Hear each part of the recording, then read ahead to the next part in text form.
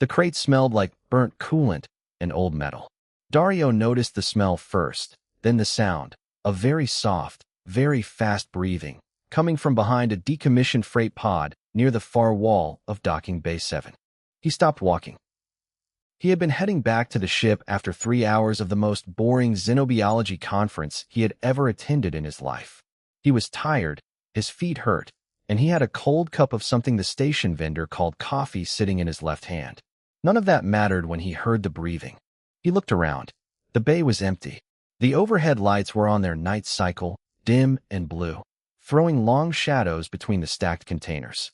A maintenance drone hummed somewhere far down the corridor, getting closer. Dario crouched down. He could see it now, a shape tucked as far back as it could go against the wall. Small, the size of a large dog, maybe, but longer. Scales that caught the blue light and turned it into something pale and soft, like the inside of a shell. 2 enormous silver eyes, wide open, staring at him. A dragon. A very young dragon. He had seen Drakvel adults before. Everyone stationed at Conclave Theta 9 had. They were tall, proud, and deeply uninterested in humans as a species. They moved like old mountains move, slowly, and with total confidence that everything else would get out of the way. This was not that. This was something that had pressed itself into a dark corner and was shaking. The maintenance drone got louder. The small dragon's eyes went to the sound, then back to Dario. She did not move. She looked like she had forgotten how. Dario thought for a moment. Then he sat down on the cargo bay floor, crossed his legs, and opened his ration pack. He did not look directly at her. He just pulled out a protein bar, broke it in half, and set one half on the floor a few feet in front of him. The drone passed the bay entrance without turning in. The sound faded. The small dragon did not move for a long time. Dario ate his half of the protein bar. He checked his comm with one hand, keeping his eyes elsewhere. There was a station-wide alert, low priority, the kind that got buried under shift schedules and supply manifests. He almost scrolled past it. He did not scroll past it. It read, Voiceless Unit Unsecured. DRAKVL Registry 7 null. Return to processing on site. He read that twice. Then he looked up the term. Voiceless. Among the Drakvel, a hatchling who failed their first speaking 3 times was stripped of name and standing. They became, under conclave law, property with no legal protection.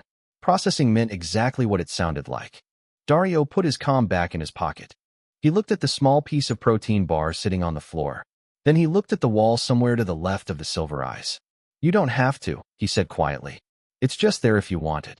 She did not move. He waited. This was something Dario was unusually good at, waiting. His graduate supervisor had once said that his greatest skill as a xenobiologist was that he had no ego about time. He could sit in a field blind for 6 hours watching something that might not show up. He could run the same data set 40 times looking for something that might not be there. Patience was not something he performed. It was just how he was built. So he sat on the cold floor of docking bay 7 and he waited. After 14 minutes, a small claw reached out from the shadow and pulled the protein bar back into the dark. The chewing sound was very quiet. Then there was just the breathing again, a little slower now. Dario did not smile. He did not move. He just reached into the ration pack and set down the second half of the protein bar. He stayed for another hour.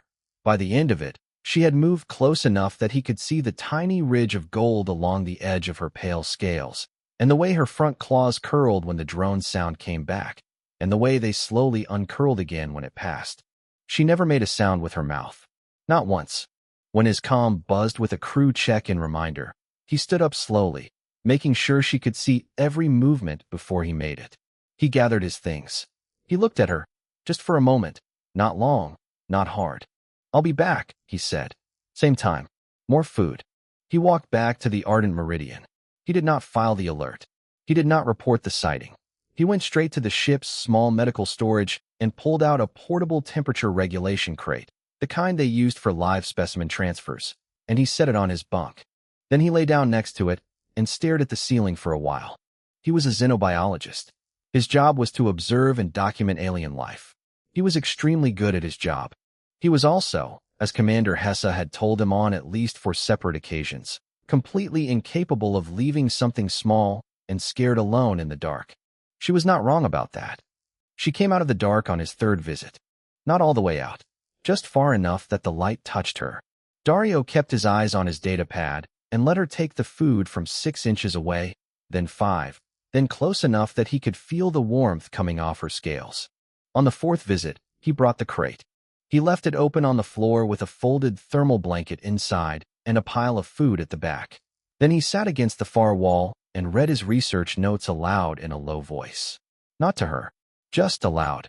Something for the air to do. She was inside the crate within 40 minutes. Getting her aboard the Ardent Meridian required 1 cargo trolley, 1 borrowed access badge, and a level of casual confidence Dario did not entirely feel, but had learned to perform well. The docking crew barely glanced at him. Xenobiologists moved strange things around all the time. That was the whole job. He had her settled in the specimen bay before first shift started. Commander Hesse found out at hour 6. To be specific, she found out because the small dragon had moved from the specimen bay to Dario's lab while he was at breakfast, reorganized his entire sample shelf by color, and was sitting in the middle of the floor looking entirely calm when Hesse walked in to borrow a calibration tool. The silence lasted about 4 seconds. Dario. Hesse's voice came through his calm like a flat stone skipping across still water. He came back at a brisk walk. He stood in the doorway. The small dragon looked at him. Hesse looked at him. She was going to be processed, he said. I read the alert, Hesse said. Then you know what process means. Hesse looked at the dragon. The dragon looked at Hesse with 2 enormous silver eyes and did not move, but also very deliberately placed herself between Hesse and Dario. Not aggressively, just present. A small pale shape, standing very still in the space between them. The commander exhaled through her nose. If this becomes a diplomatic incident. It might, Dario admitted. When it becomes a diplomatic incident. I have a plan. You have a plan, Hesse repeated, in the tone she reserved for things she did not believe. I have the beginning of a plan. She looked at the dragon again. The dragon's silver eyes tracked her every movement with calm, careful attention, the way someone watches a situation they do not yet understand but intend to. Hesse was an experienced officer and a difficult person to read, but something in her face shifted, just slightly. You have 72 hours, she said, before I need a real answer. He had the plan drafted in 40. The conclave had a provision, buried deep in its science charter, the kind of clause nobody ever used, that allowed any registered researcher to flag a being as unclassified sentient life under evaluation. It did not grant rights. It did not grant freedom. But it opened a 90-day review window during which the being could not be removed or processed without a formal hearing. Dario filed it before the formal Drakvel complaint even arrived. The complaint arrived 3 hours later. Admiral Oren of the Drakvel delegation used words like unlawful harboring and diplomatic insult. The document was precise, cold, and correct on every legal point. Dario read it carefully and then sent a polite acknowledgement noting that the being in question was currently under Conclave Science Charter Provision 7C and that he looked forward to the formal review process. Farath, the Conclave liaison, called him personally. He was a narrow, careful being with scales the color of old paper and eyes that missed very little. You understand, Farath said, that this provision has not been invoked in over 200 years. I know, Dario said. And you understand that it will not make you popular. That's fine. Farath was quiet for a moment. Dr. Stein, I will ask you directly. Is this being sentient in your professional assessment? Dario thought about the way she had reorganized his sample shelf. Not randomly, by color, yes, but also by molecular density. The heavier samples on the lower shelves. The lighter ones at the top. The way she had watched him move things around for a week before touching any of it. The way her eyes tracked not where his hands were, but where they were about to go. Yes, he said, without any doubt. The crew adjusted in the way crews do, gradually, then all at once. The first to warm up was Nora, the ship's engineer, who taught the small dragon a simple card game on day 4. The dragon won on the 6th round and every round after that. Nora was delighted. The botanist, Rael, was severely allergic to her shed scales and suffered loudly, but still left food outside his door every morning and did not comment on the fact that it always disappeared. She did not speak. She made no sounds from her mouth at any point. But Dario began to learn her language. The way she tilted her head when something was wrong. The specific pattern of her claw taps that seemed to mean she was thinking. The way she would lead him somewhere by walking ahead slowly and looking back to make sure he was following. She led him to a coolant pipe leak on day 11. The sensor caught it 4 minutes later. He started documenting everything. Every behavior, every response, every moment of clear and deliberate communication that did not involve a single spoken word. Late one evening, he looked up from his notes and found her at the porthole, watching the stars the way someone watches a place they used to know. He sat nearby and worked quietly. After a while, she moved a few inches closer to him. He kept his eyes on the screen. She moved closer again. The records were not hard to get. They were just hard to read. Dario had requested the hatchery documentation through the Conclave Science Board as part of his formal evaluation file, and it arrived on day 17 in a dry, technical format that described what had happened to her in the language of procedure and outcome metrics. 3 attempts. 3 failures. Evaluation terminated. He read the actual event logs underneath the summary. Those were less dry. The first speaking among the Drakvel was not like a language test. It was not a speech or a recitation. It was a full psychic opening. The hatchling opened their mind completely to the Elder Circle, and the Elders reached in to assess coherent thought, stable emotion, and the ability to form language under pressure. If all 3 were present, the hatchling spoke. They received a name. They became a person. The records showed that she had not failed to think. She had not failed to feel. She had not failed to form language. The assessment team had noted, in clipped professional shorthand, that the evaluation was terminated each time due to subject psychic shutdown. She had gone quiet inside, closed, locked every door at once. Dario sat with that for a long time. He pulled up what he knew about psychic trauma in sensitive species. He read 3 papers on Drakvel developmental neurology. He cross-referenced it with every case in xenopsychology literature that involved high-pressure psychic evaluation and subsequent communication shutdown. He built a model. Then he tore it down and built a better one. What had happened to her was not cognitive failure. The Elder Circle, enormous, ancient, and radiating the full weight of their presence, had pressed into the mind of a very young, very frightened being. And she had done what any creature does when something huge and loud presses into their most vulnerable space. She had shut down, not because she was empty, because she was trying to survive. He wrote 47 pages. He was not sorry about the length. On the same evening he finished the first draft, she did something new. She came to his desk, not to the area near his desk, but directly to it, and she touched the edge of his data pad with one claw. He looked up. She tapped twice. He turned the pad toward her. She studied the star map he had been using to log her hatchery coordinates, then stepped back and began arranging his spare data chips on the surface of the desk. He watched. She built the map from memory, not a rough sketch, a precise one, the kind that required spatial recall well beyond what her age should have allowed. 12 chips placed in exact relation to each other, representing the stellar positions around her hatchery system. She paused, then moved 1 chip 3 millimeters to the left. The correction was accurate. Dario did not speak for a moment. Then he said, quietly, "You've been paying attention to the navigation screens." She looked at him. She did not confirm or deny this, but she had not needed to. The days had their own rhythm now. She woke before him and was always somewhere nearby when he got up. She cataloged things, objects, patterns, routines. She knew the ship's schedule better than 2 of the crew members. She had started a small pile in the corner of the lab that Dario eventually realized was organized by material composition, not randomly collected, sorted. Nora had started leaving her engineering schematics lying around, out of curiosity. The small dragon had begun making small marks on them with a stylus, never destructive, always in the margins, that Nora said, quietly and with some emotion, were corrections. She never made a sound. No one on the crew pushed her to. It had become, without discussion, simply understood. She spoke in other ways, and those ways were enough. One night, later than usual, Dario was still at his desk when she settled near the porthole. She was not watching the stars this time. She was watching him. He noticed. He did not make it into anything. "I've been reading about what happened to you," he said. He kept his voice low and even. "In the hatchery. I want you to know I'm not going to make you do anything like that. No one here is going to press into your head. No one is going to demand anything from you. She was very still. You don't have to prove anything, he said. You don't have to say anything, or perform anything, or pass anything. You can just be here, whatever that looks like.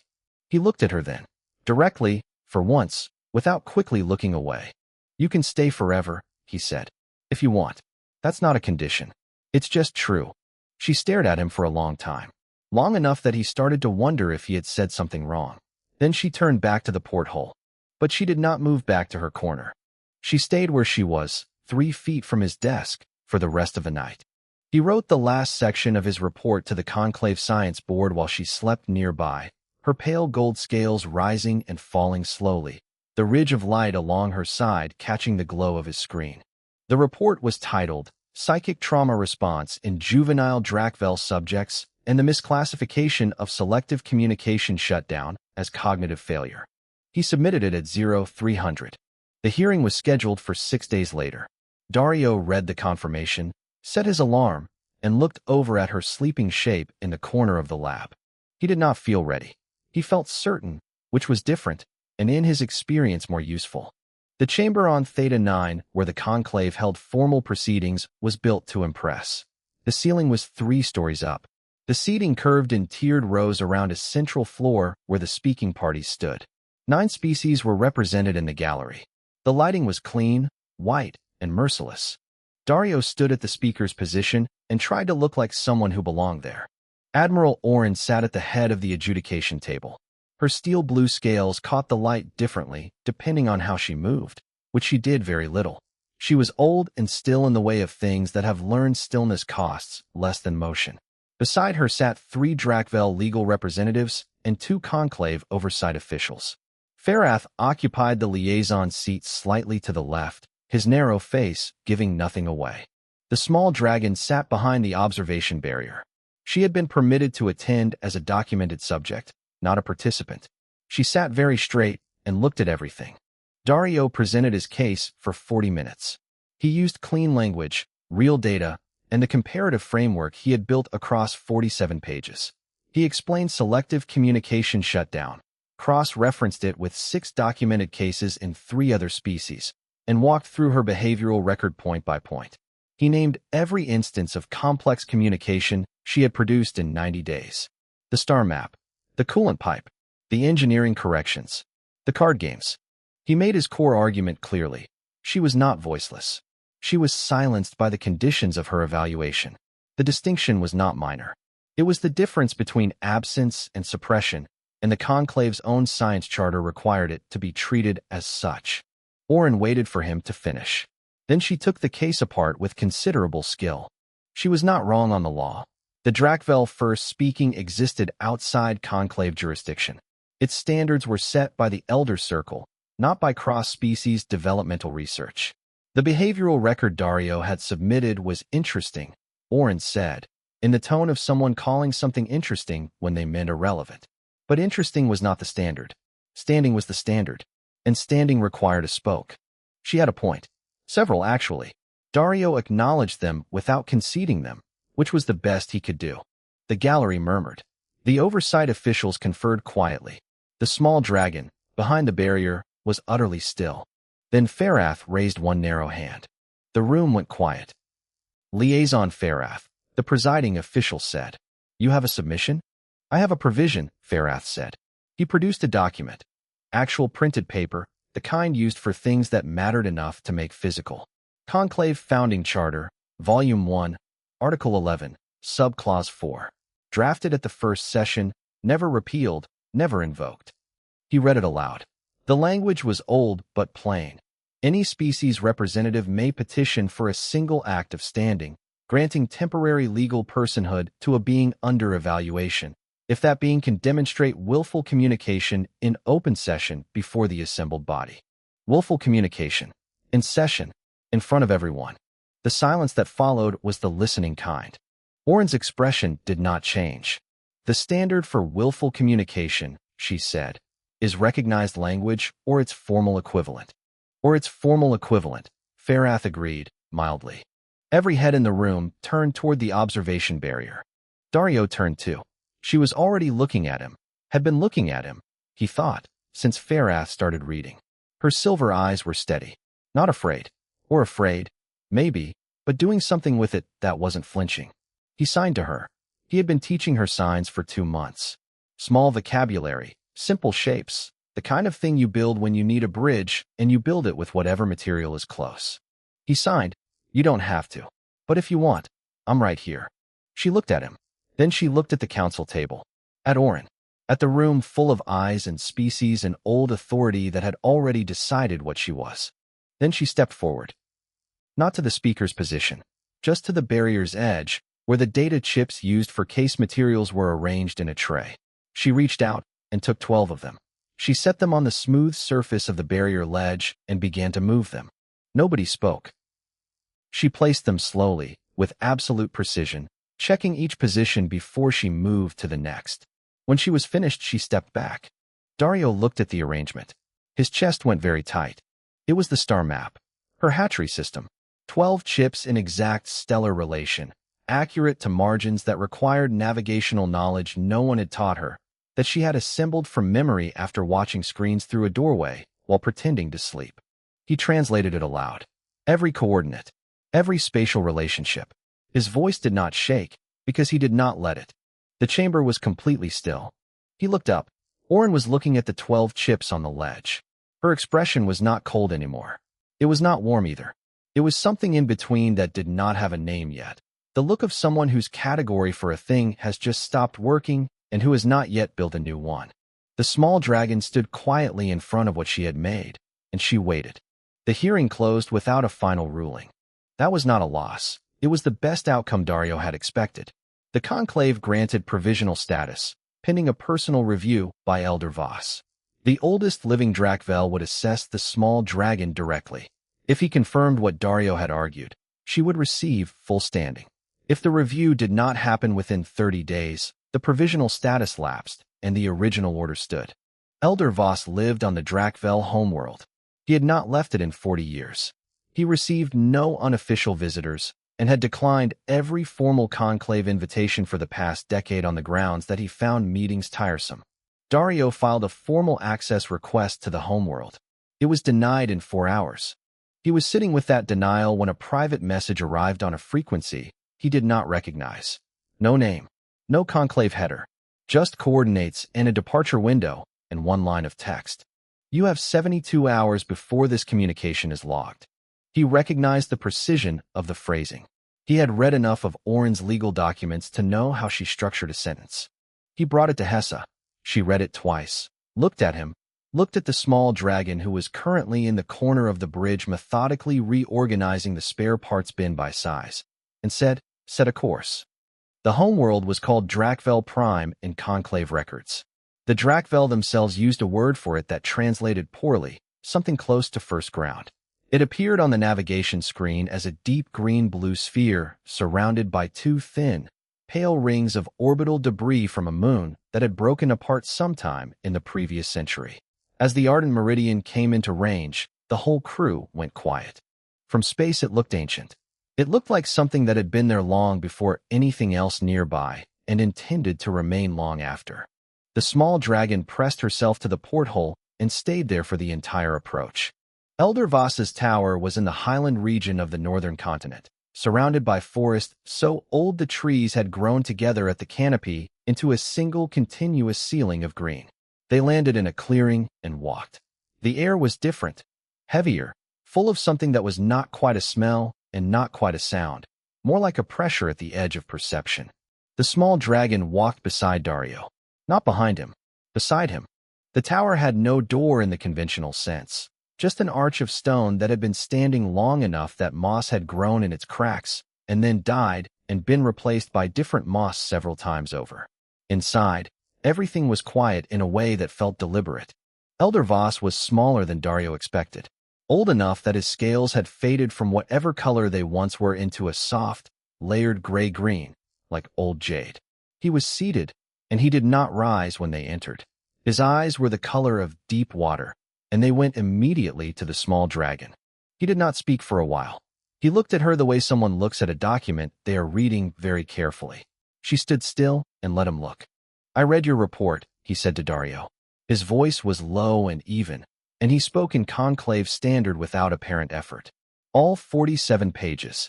What did you think? Dario asked. I thought it was correct, Voss said simply. Then he looked back at her. I would like to ask her one thing. Not in the way the circle asked. In a different way. She can say no. He signed it to her. Proper Drakvel elder signs, which were different from the simple vocabulary Dario had built, but close enough in structure that she visibly understood. He asked her, gently and without pressure, to show him one thing she knew. She thought about it. Then she turned to the old dusty floor and, using one claw, drew the star map again. Careful and exact, 12 points in their correct positions. Voss watched. He said nothing. Then she added something Dario had not seen her draw before. A figure, sitting on a floor, cross-legged, not reaching out, not moving fast. A figure waiting. The proportions were rough. She was working with a claw and dust, but the posture was unmistakable. It was someone making themselves small and still so that something frightened would not run. It was a human, sitting in a dark cargo bay with food set at arm's length. Voss was quiet for a long time. Dario did not speak. He understood, in a way that settled somewhere below his ribs, that this was not his moment to fill. She has spoken, Voss said. The words were simple, and they landed like something heavy being set down. He moved then, for the first time, slowly, with the care of great age, and reached out one scaled hand toward her. He did not touch her. He held his hand open, palm up, near the ground. She looked at it. Then she placed her small claw in it. He closed his hand gently around it, and said something in Old Drakvel that Dario's translator could not fully catch. The root word was clear enough. It came from a verb meaning to be heard in a quiet place. He opened his hand. She stepped back. Her name, Voss said to Dario, is Solène. Dario looked at her. She was looking at him. He said her name once, just to say it. It felt like something that had already been true and was only just now being said out loud. Hessa received the confirmation aboard the ship. She sent one message back, understood. Coming to get you. In her private log that evening, she wrote one sentence and did not explain it further. She wrote, I think we are all going to be very different people by the time this is over. Oren received the elders' ruling on a secured channel shortly after. She read it alone in her quarters. She sat with it for a while. Then she filed her official response, correct, formal, and prompt. Before she did, she looked at the document one more time, at the name written in the elder's notation. Solène. She said nothing, but she did not close the file for several minutes. The paperwork arrived on a Tuesday, which felt wrong for something this significant. Dario read through it twice, then a third time. Solène's legal standing was confirmed. Her name was filed in the conclave registry. She was a person with rights and protections under interstellar law, which was still something he felt like he needed to keep rereading to believe. He got to the third document and stopped. Legal wardship assignment, pending Drakvel adolescence threshold. Estimated duration, 22 standard years. He read that part 4 times. Farath had buried it in the middle of a 40-page filing. The kind of thing you signed before you finished reading because you trusted the person who prepared it, which Dario had done because he was, in this specific way, not as careful as he should have been. 22 years. He was still sitting with the document when Hessa found him. She looked at the screen. She looked at him. She poured 2 cups of the actual good coffee she kept for situations she considered earned, set one in front of him, and sat down. So, she said. I'm her legal guardian, Dario said. For 22 years. Hessa drank her coffee. You sat on a cargo bay floor for 4 hours waiting for her to take food from you, Dario. I don't know why you're surprised. He thought about that. Then he picked up his coffee.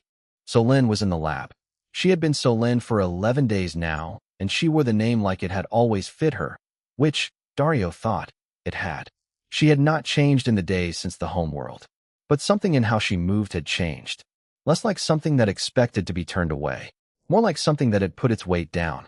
The crew had built her a space. Nobody had discussed it. It had simply happened, in the way things happen when people agree on something without saying it. Nora had taken 3 days to install proper heating panels in the corner of the lab that Solène had claimed early on. Rael, despite his allergy, had contributed a thick floor covering that turned out to be easier on his respiratory system than the loose shed scales. The navigator, Ben, had mounted a secondary screen at floor height on the wall so she could follow the star maps without pressing her nose against the porthole. Commander Hessa had signed off on an official crew designation, Research Companion, Xenobiology Division, which was not a real category, but she had created it, and it was now real. No one made a ceremony of any of it. It was just done. Selene noticed everything. She always noticed everything. But she did not respond to it the way Dario had expected. She did not become more open or louder or easier in any obvious way. She became more precise. Her communications sharpened. The signs she used grew more specific. She began to develop her own shorthand, a tap and a tilt for a question, a particular stillness that meant wait, a way of setting something down on his desk that meant look at this, carefully. The paper started as something Dario was doing alone. A proper research write-up of everything he had documented during the 90-day review, expanded into a full analysis of cross-species trauma response in psychically sensitive juvenile beings. He was on his third draft when Selene came to his desk and placed one of the data chips from the hearing on his keyboard. He looked at it. He looked at her. She tapped twice. Her sign for, I want. He moved his chair back to make room. She took the stylus from his desk and, slowly, began adding to the third section, the part about the first speaking structure and its effect on high-sensitivity young minds. What she added was not in any language Dario had taught her. It was in a notation system she had developed herself over the past weeks in the margins of Nora's schematics and the edges of Dario's discarded drafts. It took him 2 days to decode the notation. When he did, he sat very still for a while. What she had written was a first-person account of the experience of psychic evaluation overload, precise, detailed, and written from the inside. It was a primary source. Nothing like it existed in any research literature. The paper was co-authored. Her name was first. Farath personally shepherded it through the Conclave Science Board's review process. The reviewers asked, twice, whether the non-human co-author was actually able to participate in academic publication under current standing codes. Farath sent back a very polite, very detailed, very final response explaining that she was, and attached 6 pages of documentation to prove it. The paper was published 31 days after the homeworld. Admiral Oren requested an official copy. She did not comment on it, but she filed it in her personal archive under a category she created for the occasion, labeled simply, Things Worth Keeping. There was a quiet evening, several weeks later, when the ardent meridian was between assignments and running slow. The stars outside the porthole were dense and close-looking, the way they get when you are between systems and there is nothing nearby to give them scale. Dario was at his desk. Selene was in her corner, settled on the floor covering, her pale gold scales dim in the low light. He was not working on anything important. He was just there, in the way he had been in that cargo bay, present, quiet, not demanding anything from the air. He thought about the alert he had read on his comm that first night. Voiceless unit. Return to processing on site. He thought about all the things she had said since then, in every way that was not the way people expected saying to look. He thought about the word she would be given a name by, heard in stillness. Selene. She made a sound. Not a word. Not language in any form he could have written down. It was low and resonant, like a note held just below the range where it becomes music, vibrating in the floor and the walls and somewhere in the center of his chest. He had read enough Drakvel behavioral literature by now to know what it meant. He had read it in a footnote, in a paper written 600 years ago by a Drakvel scholar who described it as the sound a young dragon makes in a place they have decided is theirs. It was the sound for home. He did not say anything. He did not need to. He just turned back to his screen and kept the light on, and let the sound fill the room for as long as it wanted to. It was a small thing. It was the largest thing that had happened in a very long time.